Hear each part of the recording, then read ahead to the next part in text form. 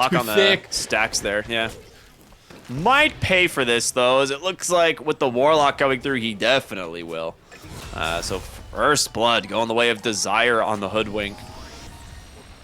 Desire is a very good Hoodwink player, actually. It's not something we've even really talked about this game, but this is like one of his go-to 4 positions.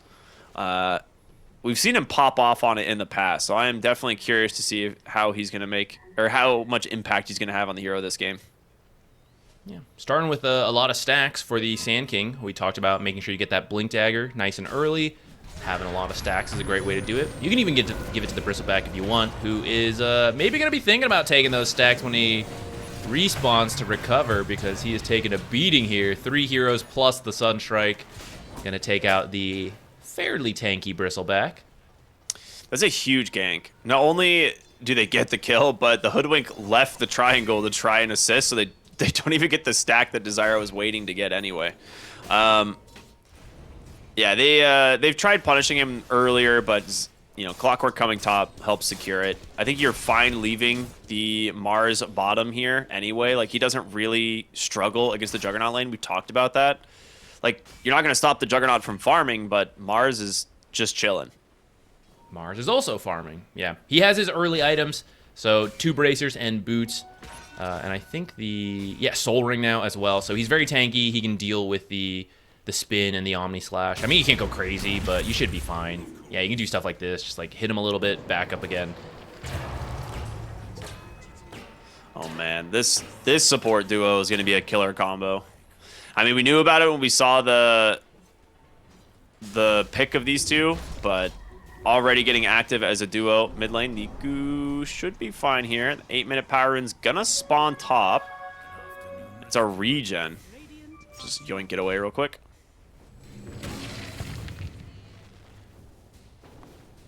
And a quick D ward as well. I mean, they know that they want to play this area. Ooh, yeah. You gotta be careful of that. You are not channeling an epicenter next to a Clockwork at all. That is not going to happen. You do need to make sure these stacks get secured, though. If it gets stolen away, right? You commit all this time on the Hoodwink trying to stack here, and if it gets stolen by a meatball, that first stack is gone, man. They're blocking off Warwick as well. They don't want to give him any potential comeback here.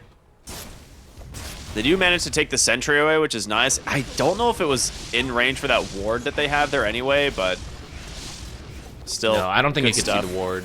So you still have the ward, but that's a very defensive ward to protect your stacks.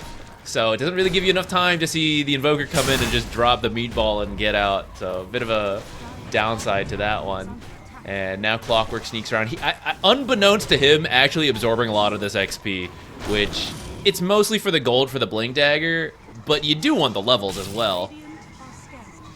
He's like, oh, I'm level 5 now. This is cool. It's crazy.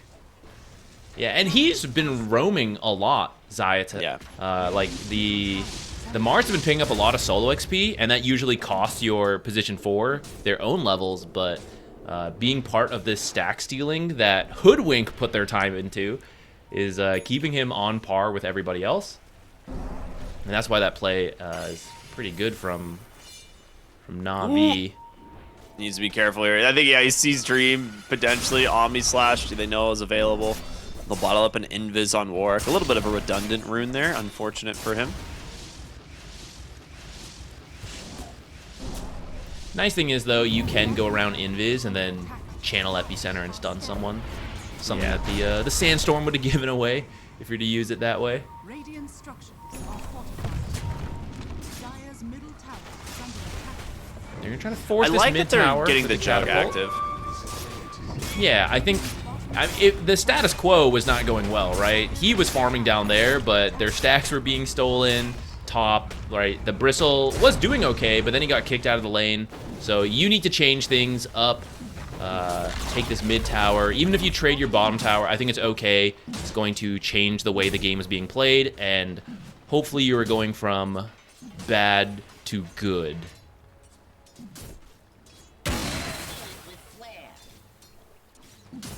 Down here, I think Na'Vi... I mean, they've already been relatively active. I know it's only 1 to 2, but we've seen them move around. I think you can slow down a little here. You need the 6 on the supports. The Blink Dagger is halfway done on the Mars, which will make the plays a lot easier. You can still look for a little bit, but... I mean, Hookshot will be your easiest method, and that requires the level 6, so... they seem content to just farm up a little bit here. And Zero Tenacity... Maybe they're okay with that as well, since they also need the Blink Dagger. Oh, actually, it's done. It's being delivered right now for Warwick. So, I take that back. It is time to make a play with Blink Epicenter. Fatal Bonds combo with that's really strong. He has Chaotic Offering as well, because he was involved in the 1 kill. So that was enough charges to get his level 6. 12-minute power Hoodwink, round. just short. Hoodwink needs like 18 more. Kill this thing. Kill the summon. Man, they are really trying to find anything up here. The smoke doesn't pop. The ward not going to really reveal much of any. Oh my god, if the smoke popped at the last second, they would have been able to get some vision, but instead, Juice might be in trouble. Blink, Epicenter is just going to catch one. Reese does manage to get the Dragon Form. The turnaround here onto the Hoodwink. Sunstrike deletes her, as now the Clockwork and friends coming through. He's looking for the hook shot, lines it up, grabs the Warlock. They'll get themselves a quick little execution there. 2 supports for 1. Favoring the side of Na'Vi, despite the smoke coming out from Zero Tenacity, just barely dodging it out there on the Dragon Knight. It is giving a lot of space over to the Juggernaut, so I'd say it's not too bad, especially because Sand King... Wait, Sand King picked up the kill, right? Yeah, Sand King got the kill, which I think was necessary for him to try to get his game back on track after his stacks got stolen. You hate when you spend the time on this Blink and you don't get a kill, or one of the supports pick up the kill. So he at least got that going for you. I suppose Niku is also farming over here, and he did go for the Midas, which some Invokers have moved on from. Others are still buying it because core players were putting up the copium for years saying, oh, it's an XP item, guys, we're doing it for levels. It's always been about the farm. It's always been about the farm, and now they're farming Warwick. Beautiful spear back into the arena formation. See what they can get done with this, as they're going to TP in to the mid lane here on effort. They do want to protect this mid tower, but taking that Sand King off the map, a little bit more gold going their way, and using that arena, taking out probably the most important hero at the moment. Yeah, it's hard to make plays without the Blink Burrow Strike. Whoa, 0-point breathe fire, huh?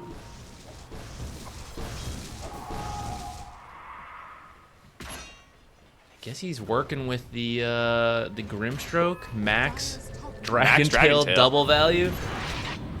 I mean, this is interesting. Desire got it's also the Sunstrike follow-up, right? Like the duration on Dragon Tail scales really well. So getting the ability for that like little bit of extra stun time for the Sunstrike to connect. It makes sense for that, you know, and if once you're at this stage, you've invested this many points, like you'd rather just have stats than going back for your breathe fire, I suppose. Yeah, a lot of times, it's not like he went from 4 to 0. A lot of Dragon Knight carries actually just get the 1 point in the start of the lane to have the range to get the range creep, as well as the damage reduction for some denies. But this time with the Inkswell combo, he opted to start with the Dragon Tail, especially into a melee matchup. So it's only going from 1 point to 0 points, and I'm sure he'll get it soon. Surely the stats are not worth completely skipping it forever. It'll be worth it for the go back for it at this point, right? Yeah. I say that he's going into the stats. There's no more like 1 point is worth it.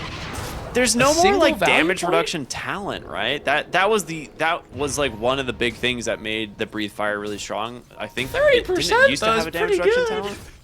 He did. There used to be a talent for it. I think there still is. Mars.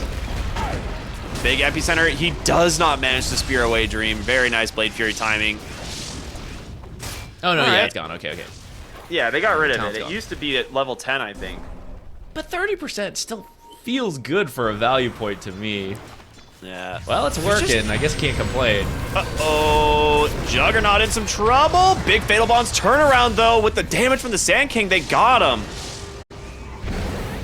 Very nicely done there from Moose to try and bail him out. The Golem was enough. Nefrit cleans up the Invoker very quickly. All right. This is where if you had Cataclysm instead of Midas, he probably dies there. I thought you were going to say this is where if you had Breathe Fire, you could finish the job. Also possibly true. No, actually, his current build would have been fine. The skill build. He has opted to go for the BKB before the Blink. And I thought he might do the Blink after Mask of Madness Armlet, and that would have let him get close enough to help finish that Juggernaut. But Juggernaut, fast attack, speed hero, was able to remove the silence and then use his spells to survive. They get the turnaround fight, so nice for Zero Tenacity. They're smoking top here at the Mars. They really want to be able to get the Sand King. We already saw the fact that they have the damage for this previously. They just need the Sunstrike to follow it up. They see the Courier. Should be an easy kill here. Yeah, there it is. Sunstrike, Instigate, Stun, you don't and even they get got to play. him. Yeah, that's what I'm saying. Like, it's so good having a guaranteed hero to follow up or to set up the stun. Yeah, with this many heroes, you just max out the Inkswell. Sometimes if you don't have a lot of good combos, you get the 3 points in Phantom's Embrace, so it has one more auto attack to remove. But this time, Go back for it now. Yeah, he'll do that now. This time you just trust the teammates to go in and stun first, which is why I actually thought we would see the Blink first on the Dragonite, because it's easier to work together in that sense. Like, you don't always have to be with Mars or Clockwork. You could add Dragonite into that. Yeah. And I still kind of would have liked that, but the BKB is done. It is very early, which if he's doing that tells me they want to, start fighting for this Tormentor, for this Roche, and he feels he needs it, which is, versus a Sand King, pretty understandable. As I say, he's going to put more points in Phantom's Embrace. He puts another point in his other abilities. We just don't know. We just don't understand the builds from Na'Vi, man. They are above us. All right, good D ward here on the top side from Desire, getting some vision established around the Tormentor, but he will pay for it. Now in comes Warwick. Big epicenter burrow strike onto 2. The silence, he's going to be forced to BKB. There's going to be the double stun into the Sunstrike. They take him out of the fight. The rest of the team is not here. Juice needs some help. There's going to be the Golem. Spear will hold back the Juggernaut. Zach's going to come in, drop the cogs, try and hold them in place. He needs the hook shot to the side. He dodges the Omni with it. Oh my goodness. I think he's still dead. Tornado does not make it in time. And with the Warlock Golem and Nefrit, I think they're going to give up the chase. A 2 for 2. I mean, still favoring Na'Vi at the end of the day. You get the Sand King for the 2 supports. Yeah, you're very happy with that. I guess it did use your first BKB charge, so maybe you would have liked a little bit more from it in that sense. But Omni Slash gets wasted as Tormentor is about to spawn, so I think you can also count getting Tormentor as part of the results of this fight, and in that case, it is worth it. If you get it, they still have to do that part, but they have several heroes up here. It seems like they want to go for it. Oh, they're smoking. But Zero Tenacity, I mean, they have that ward, so they are ready to fight it, and Na'Vi is respecting it. They're backing out. So if they end up with the Tormentor, then suddenly I feel like actually it's wrapped back around. Maybe they don't mind the result of that fight. Okay, they're actually just going to give it up. Juggernaut and Bristleback, very easy for these 2 heroes to secure it. Dude. Everyone played Dark Moon. They're good to go. Did he not have Cataclysm as the Tormentor was spawning? Like, was his Aghanim Scepter not done? Like, maybe they were afraid to do that? I'm not sure. No, he definitely had the money. I don't know then. Money, yeah. Well, the shard will go over to the Warlock, which is not the greatest compared to Hoodwink, but she actually bought hers. Did she just do that? Oh, she actually had it earlier. I missed that. He's going to pop the Blade Fury. Hookshot ends up missing. The Arena will trap the 2 of them. The Spear does come out. The Dragon Tail as well will chain stun these heroes in place. And get themselves a nice kill. And bottom lane? He just gets solo killed by Niku. I mean, Exort Invoker has always had a lot of damage for these types of pickoffs. I didn't see his perspective, but there's a chance Sand King was looking top. Like, oh, what's happening there? Do I need to go? And then Invoker jumps him. Lands all the abilities at once. That's absolutely massive. Yeah, I'm gonna take a look at the damn. Like, what actually killed him here? It's just the classic Meteor into Deafening Blast. Yeah. With the just Cold Snap Atos, on and that was top. it. I guess he doesn't have any defensive items. Like, if he gets caught from the Atos, Deafening Blast, Meatball, he just dies. All right. Huge play from the Invoker, and he's going to have a Gleipnir pretty soon now. Increasing the AoE of all of those spells. Just about 1,100 gold away.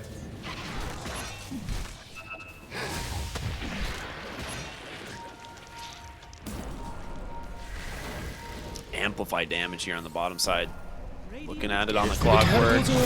Ooh, he's in trouble.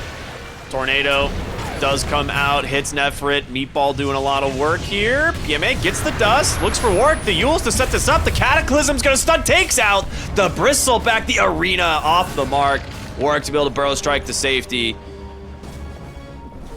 With the Healing Ward down, it will make a lot of kind of further fights here going their way. They get the back out. There's going to be the double stun. The leash holding the two of them in place. The Inkswell's coming out as well. The hook shot catches the back line. There's going to be the Omni slash. PMA's in trouble. The Fatal Bond just ripping through these heroes, and Warwick lives through all of this. They cannot bring down the Sand King, and now Niku on the run here. A Tornado as well to try to make some space to get away from Desire, but now an Ice Wall. Can he survive? Ice, like Ghost Walk, but he had a dust on him. Yeah, this is not looking good. He's throwing every single spell he has in the tank here to try and get away, but the 5 heroes continue the chase, and they take him out. A huge one fight here for Zero Tenacity. I really thought the Epicenter kind of whiffing. You know, it only gets to the Dragonite who pops the BKB. It felt like they were forced into that play. I thought that was going to be the end of them, but they got a really lucky Omni Slash. It takes out the Mars right away and then bounces on to another great target. The Juggernaut able to fully get the damage in compared to previous fights where we saw it kind of going out of the way. And now off of that, they're going to get Roche. Zayat's maybe a Roche steal coming in. Desire trying to get ready to block the hook shot. He's got to go now if he wants to try, but looks like he's just going to get on out of there. Big win for Zero Tenacity. Yeah, this swings the game back tremendously.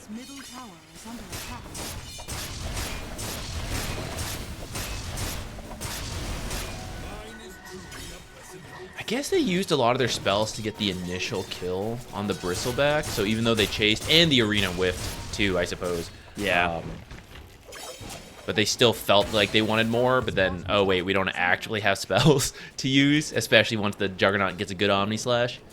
I don't know what happened to the Sand King, because, like, he went in, like, they actually got him incredibly low, and then it seems like they just stopped attacking him and tried to, like, switch targets, maybe.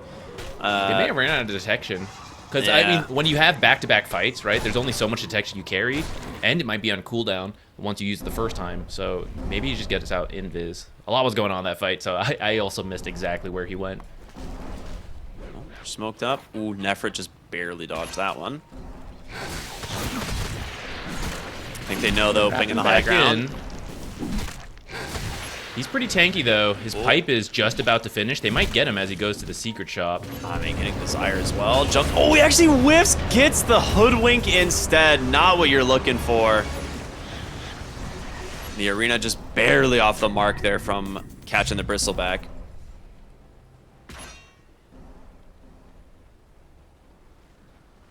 You take out the Hoodwink, and you want your full team ready before you really make use of this Aegis.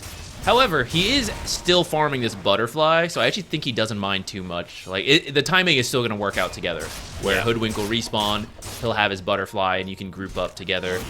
He might be able to get his level 18 as well. He's pretty close. That could be a nice power spike to go with. Interested in finding this Clockwork kill if he's going to try to defend on his own.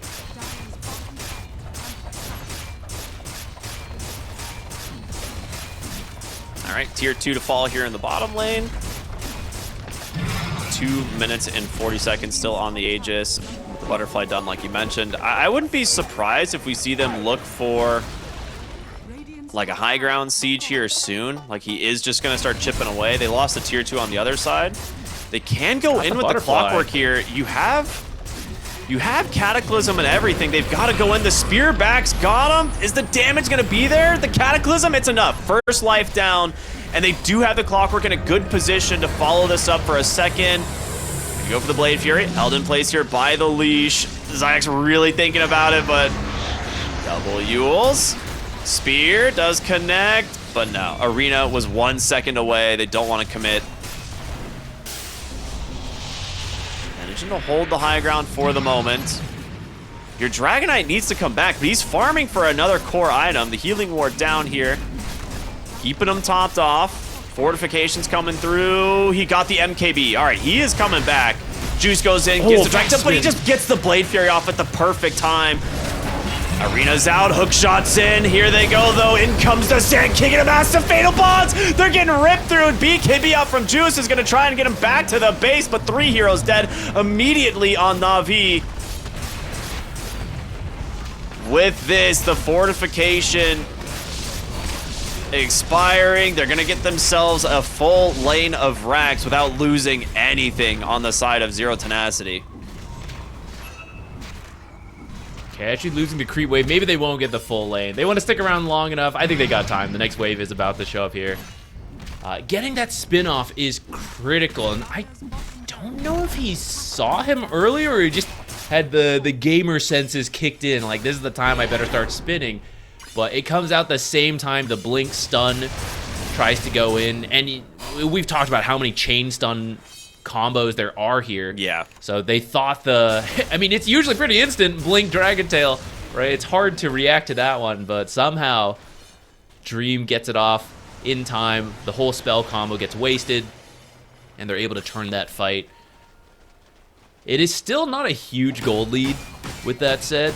And you do have the way, like, you have heroes who can deal with the creeps enough, so Na'Vi can stabilize this game. It can still come down to who finds a good fight, which it really has been determining it, right? Like, if you get the Cataclysm combo off, you just delete a couple heroes, you win the fight. On the other hand, the Fatal Bonds into Epicenter, plus Juggernaut getting his Omni Slash off, like, they can also delete a couple heroes right off the bat. So you have to be very careful here. Vision set up in this area, so Zero Tenacity going to be comfortable playing here, even though it's the enemy half of the map. They're really going to need ways to deal with the Fatal Bonds. Like, it's been absolutely destroying them in these fights, and you have the BKB, you know, on Dragon Knight, but that is not enough. Looks like a Yule's on Mars, which did help to eat some of the Omni Slash in the last fight, so that's another way. And then Invoker almost done with his BKB, but still needs a bit of time here. He's trying to push top to see if he can bait anyone to go back, waste some time, let him finish this BKB. But there's a smoke from Zero Tenacity. Bristleback. Okay, no, they decide to play it safe. They send the Bristleback home, and everyone else is backing up as well. I mean, we've seen how much damage they can get out on just a simple initiation from Na'Vi. I think the pickoff potential is extremely high, whereas Zero Tenacity's team fight is just really good with, you know, the Fatal Bonds and everything followed up. They're going to Ink Swell PMA. He's going after Dream. We've seen this one before. The Spear's going to connect into the Sunstrike. He's dead. It's that simple. The pickoff will always be there. That was pretty greedy from him. He has this Observer, so he thought he felt safe. He was trying to farm this triangle as it respawned at 30. Oh, they found another one. But yeah, continue. Desire. Sorry. No, you're right. Desire tried to save the Juggernaut earlier, paying the price. Couldn't get away as well, so a follow-up kill from that. But yeah, I actually thought he retreated in time. He left after the Ancient Camp, but at the last second decides, I think I can get this Medium Camp as well. And that greed cost him his life. Now it will, I guess, give space for the Tormentor. Well, he stole it! Clockwork stole it!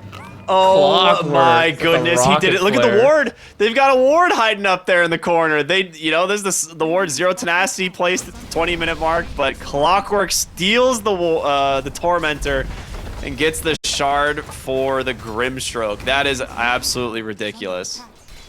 What a gamer. That's a really good shard this game as well. Yeah, because it is. it has the Dispel on it, which is nice to have.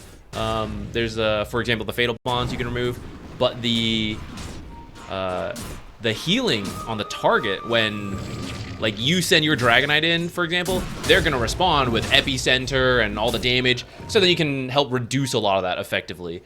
Yeah. Very nice to steal away.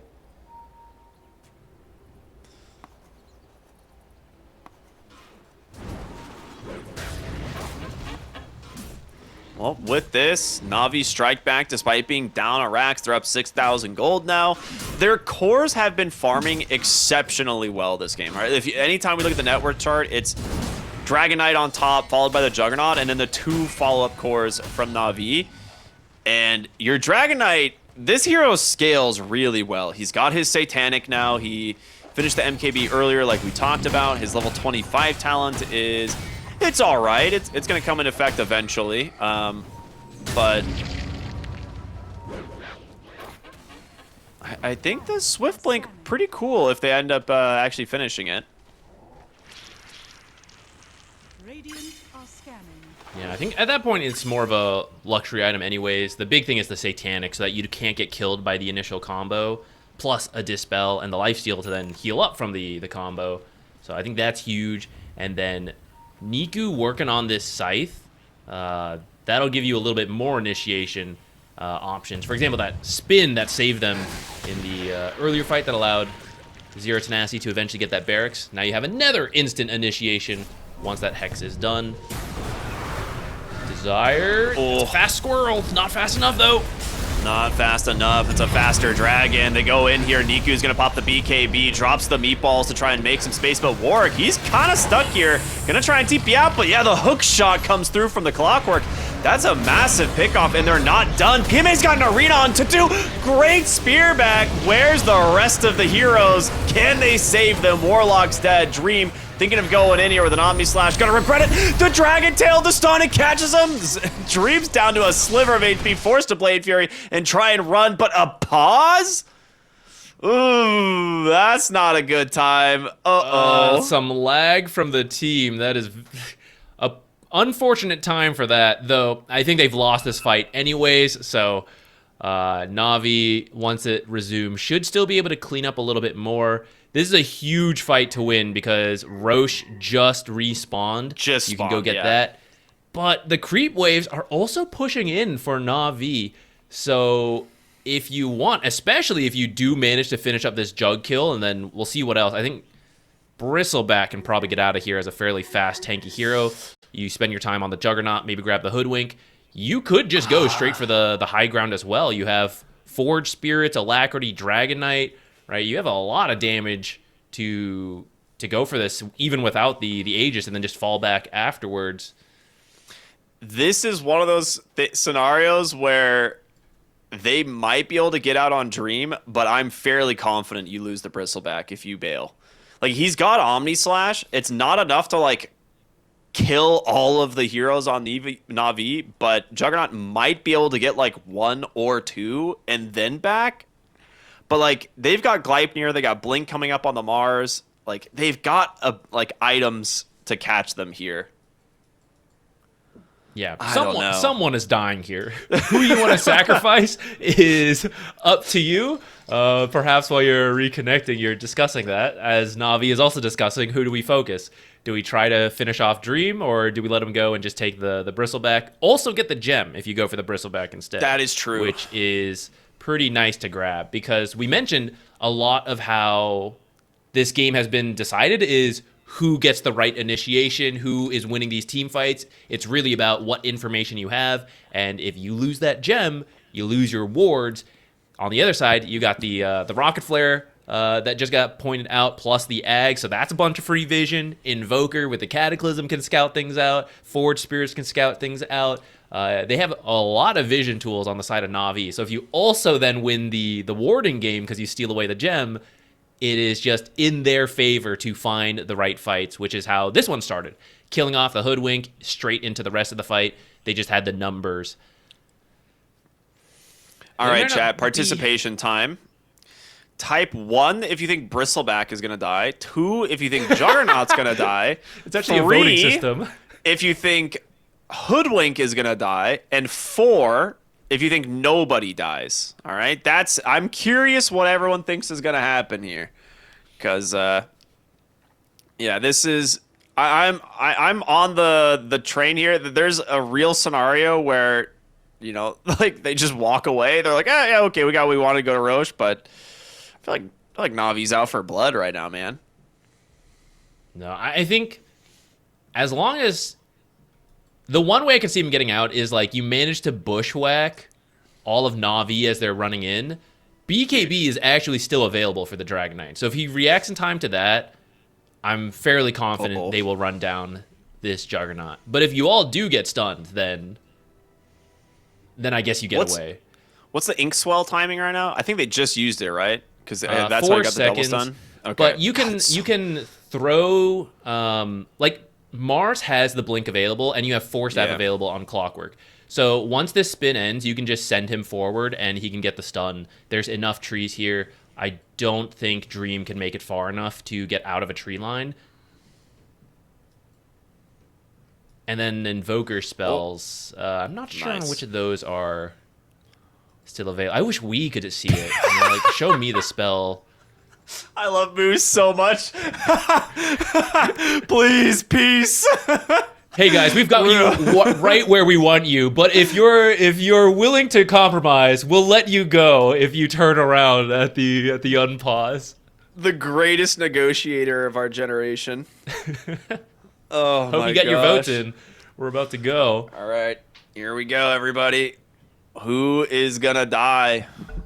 It's got to be somebody, right?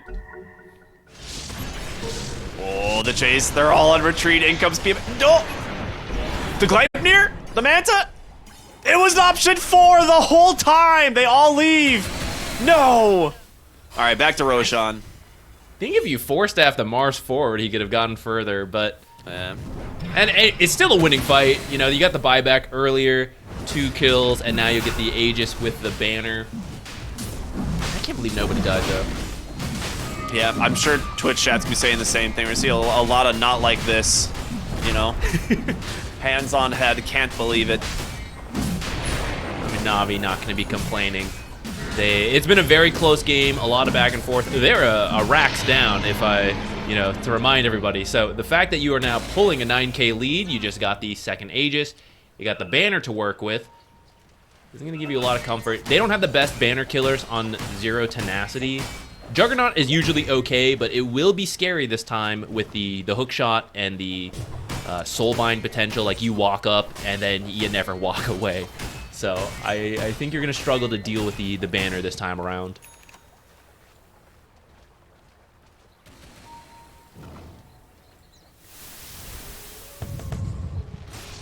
An old rocket flare spam. So with this Aegis, you can try and even out the racks, you know. I'm curious if they're gonna wait to farm up like a couple more items. The scythe we were talking about earlier, is that done now for the Invoker? It's being delivered. So okay, this is big because we were talking about how there's not a lot of great spells for the Grimstroke to kind of benefit from with the Soulbind, but that's a pretty good one. And he did have a blink queued up on the Grimstroke as well for a while, so he might have finished that. Oh, he's just going Aghanim Scepter instead. Okay, that's pretty huge. I mean, Juggernaut a Juggernaut clone is nuts. Massive, yeah. Honestly, Bristleback hits himself pretty hard too. If you're like whoever you soulbind, you get that one as well. As long as you get the Jug, right? That's the main illusion you need to copy. The Rocket Flare spam is so brutal. Yeah, he's just sending him across the entire jungle, right? So you can't really hide from him at this point. One of the nerfs this hero did get was that it added like half a second or something onto the cooldown, so you get one less rocket flare spam, but it is still pretty good. The mandible is such a weird jungle item. I don't know what this... It's cool, though. I like it. All right, flares for Juggernaut. Pretty standard, right? That's a given. The Screok You really want that idol. in this game. Titanic as well. You need that. You need like the greatest Omni Slash with flares Boda going on. Now that you've dropped this low, this Dragonite is so tanky. Has the Swift Blink, has the Satanic. Also has the Aegis, of course, but like once that's gone, you still need the damage to get through him. It's, you know what, in terms of like ASMR heroes, Clockwork's Flare with Ags is really good. Add on the gold noise every time as well. Oh, and he's dead. All right. That was a quick kill. Very nice. It steps just a little bit too far forward.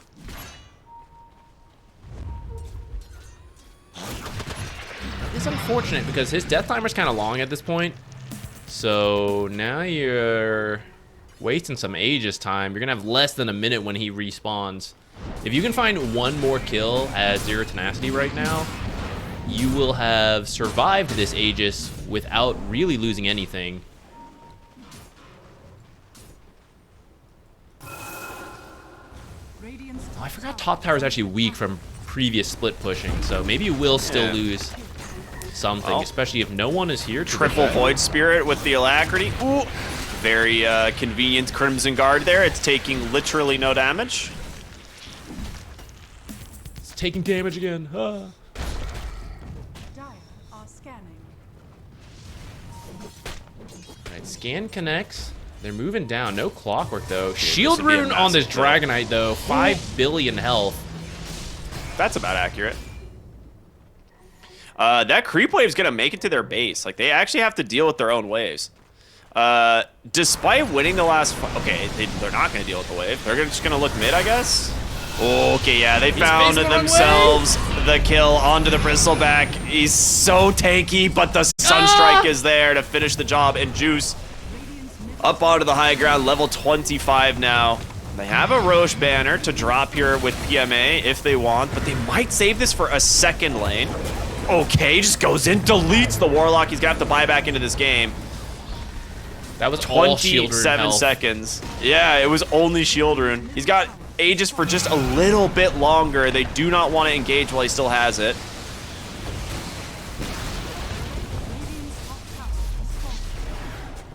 You're gonna lose 2 barracks while you wait, though. Actually, they're gonna respect it. They're gonna respect the potential buyback, especially because they, like you mentioned, they never dealt with the wave. So it seems like they're gonna call it there. If this had been dealt with, I think you're gonna hang around longer in Siege, force that buyback.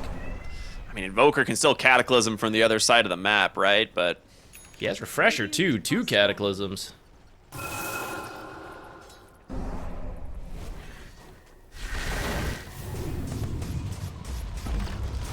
think you could push a little harder here, but I guess the creeps are doing it for you.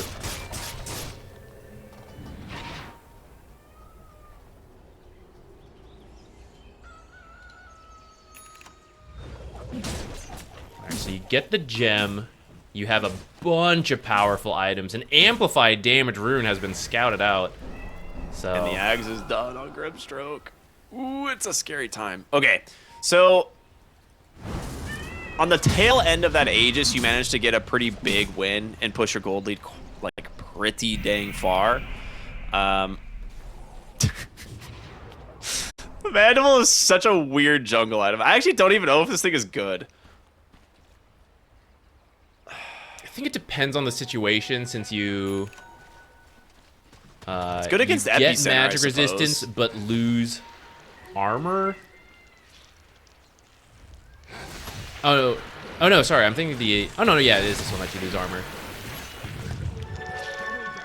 Looking, they got the amplified damage. Baiting Nefert though, as the team is somewhat close on the back. They get the spear. They jump in here. The They have the break break. onto the Bristleback connects, but the Golem comes out to buy him space, and in comes Warwick. The Fatal Bonds is there. The Reflected Omni with the Lotus. Oh, it's a disaster. They're getting cleaved out by the Dragon Knight instead. The arena's on to 2. 2 heroes now dead on the side of Zero. Tenacity is the meatball, and the Deafening Blast comes through. It's just taking them down. 4 for 0, and the GG connects. The Lotus Orb just saving the game. Well, I mean, finishing the game, rather. What a great usage there from the Mars. Yeah, if you don't, we hyped it up, right? The Flares bow to Omni Slash could be huge, but not if you're both hitting each other